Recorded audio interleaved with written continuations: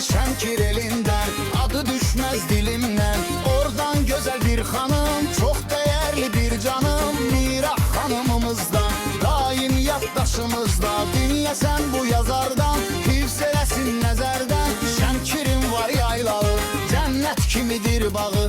Belə gözəl bir diyar, daim uca tutub başın. Orada cığırlı dağlar, çiçəli yamyaşıldı bağlar. Təbiəti yamyaşıl, naxış vurub hər yana.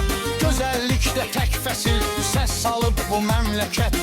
Görən bu mənzərəni hər addımda təriflədi. Morul kəndi, morul eli, o fəxrimizdir bizim. Gözəllikdə bir dənə nur ələyir aləmə.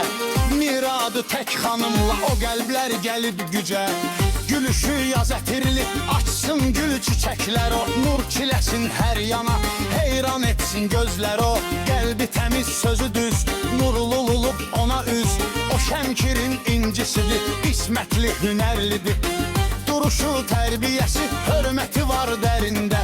Allah canın sağ eləsin, daim Allah var eləsin.